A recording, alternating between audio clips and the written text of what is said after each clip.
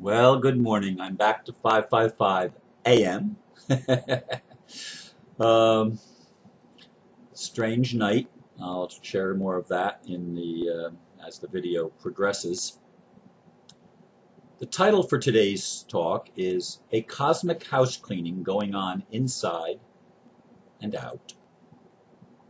I received a video this morning that, quote, Washington, D.C. is being taken over.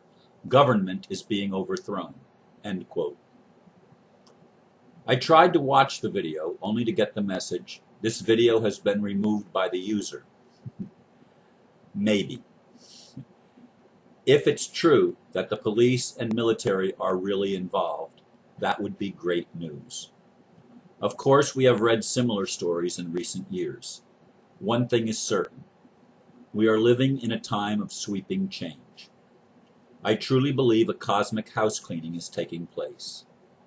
We will experience this within our own being, and I'm sure we will witness it in the outer world as time goes on. Indeed, nothing has disappointed me more over the past decade or two than to realize that the country I once believed in is not even a country. It's a corporation run by insane criminals who have colluded together and conspired together to create a slavery system that is so insidious that it touches every human being on the planet at all levels of society, even the upper levels of society that are involved in the conspiracy itself. It has involved everyone on the planet. Actually, it's probably involved a whole lot more than simply what is on this planet. I'm talking about extraterrestrials or angelic beings or demonic influences. I'm talking about things that are beyond the scope of the understanding of most people, even beyond my own scope, because things are not what they appear to be. Perhaps they never have been. Who knows? I do know this, that I've been very disappointed because when I was in the military, even though I believed that the war was wrong in Vietnam era, I believe all war is wrong, is evil. I'm more convinced of that now than I was then. But in any case, I believed my country did the right thing. I actually wrote to President Johnson about the situation that I witnessed. And I expected that I was communicating with someone that had a heart, that actually cared. And then in later years, I realized he conspired to kill Kennedy. He was in on the conspiracy. He announced to one of his people who later came forward, he announced the night before it happened that we're going to take care of him. I want you to understand that this sort of thing has been going on for a long time. Treachery and treason in high places. It's not something new. It's been going on for thousands of years. Hundreds for sure. But a long time. Perhaps for the first time, a large number of people are waking up to the reality. And yes, it is disappointing. And yes, it does piss us off. It does get us angry and riled up, as it should. Someone said that the truth shall set you free. That was Jesus. Yeah, it will. But someone else added, but first it will piss you off. And that's also true.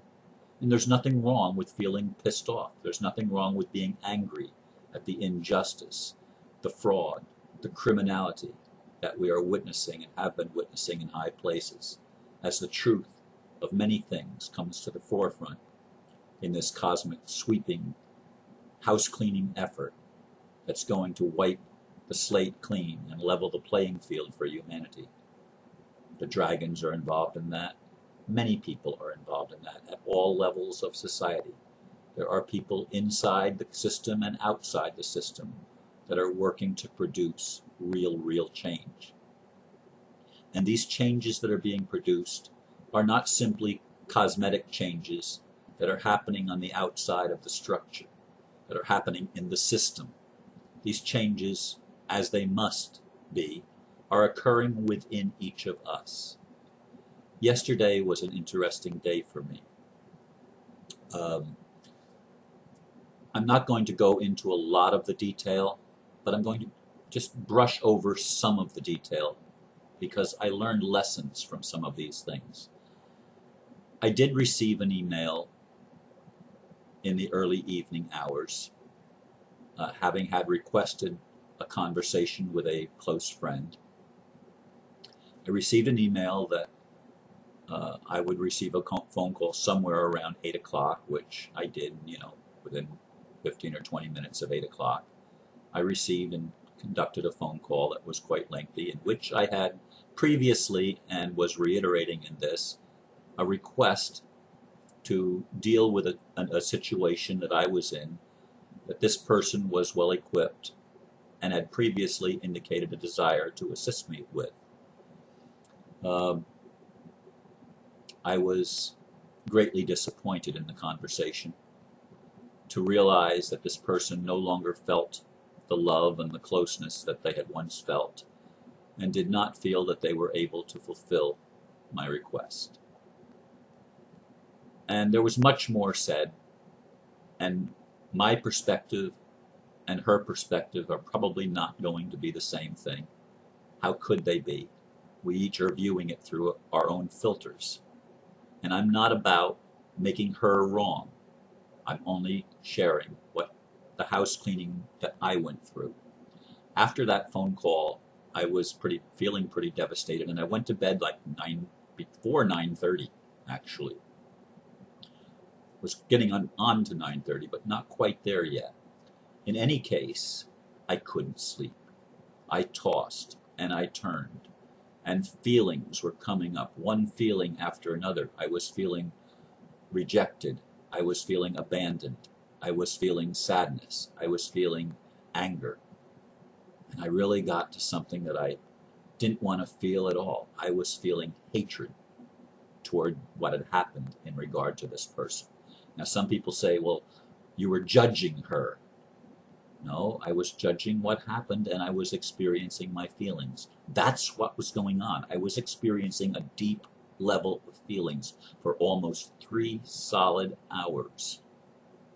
And I got up toward the end of that 3 hours, and I emailed this individual expressing what I felt, and I posted those feelings on Facebook, in which I said this: I went to bed nearly 3 hours ago now, can't sleep.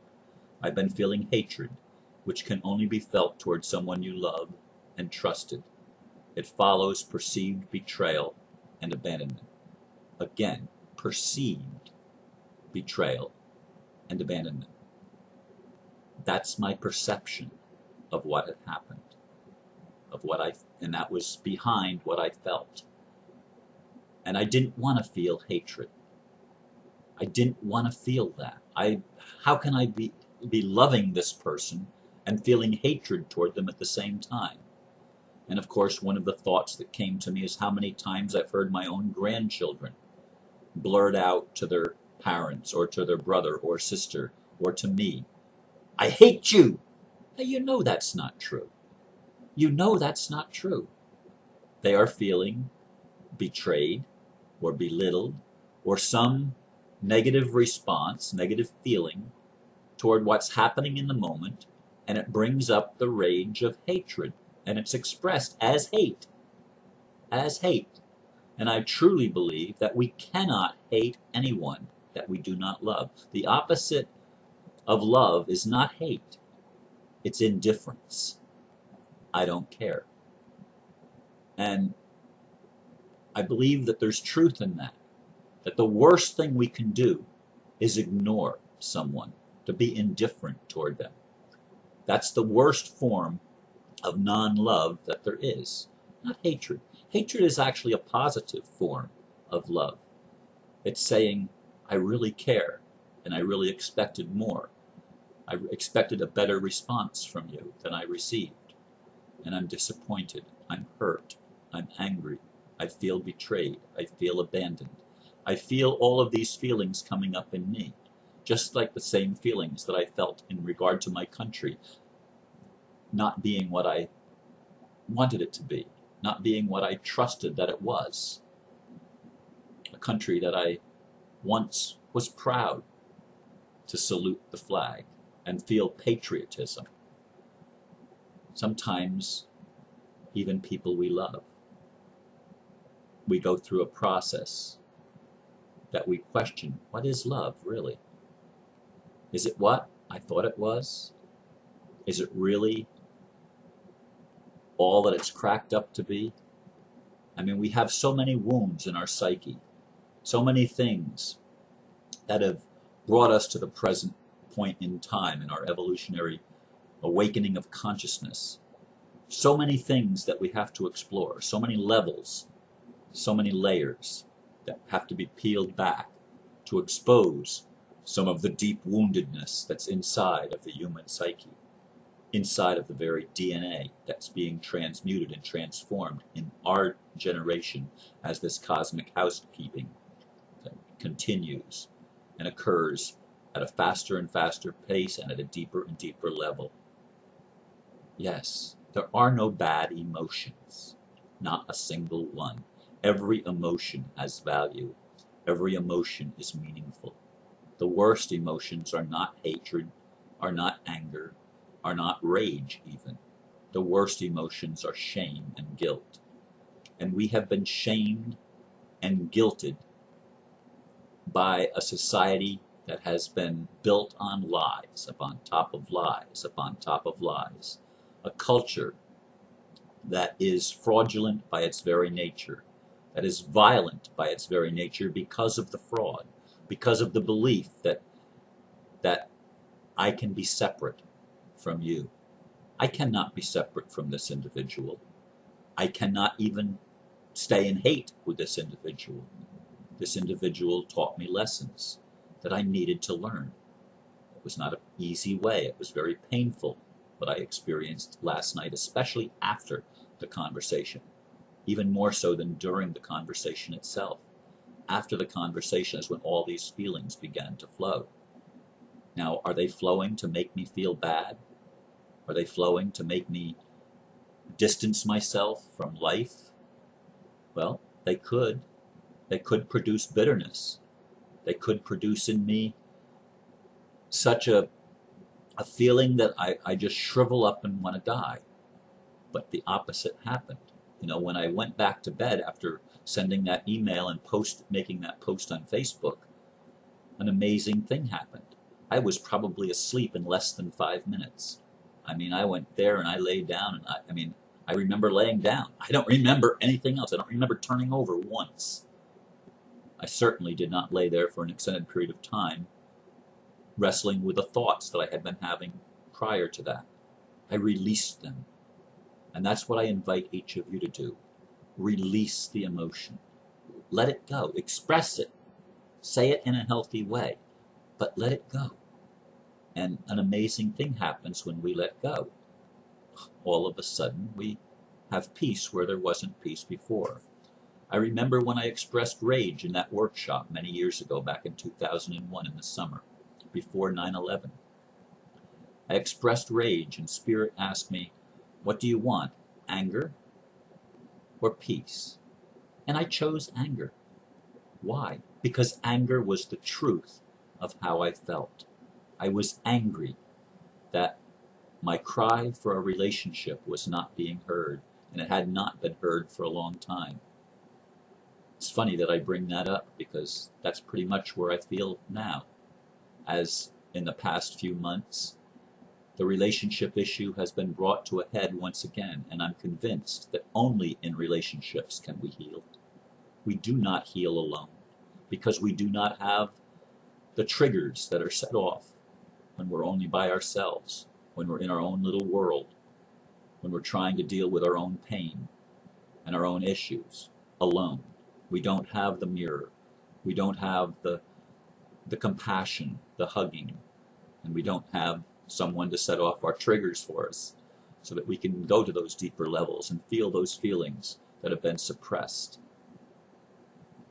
There's a deep healing going on the planet. It's going on inside of you and inside of me. All that are willing to look at things with a fresh set of eyes, and to open our minds, and to open our hearts, and to open our lives to allowing others in, to love us and sometimes to hurt us.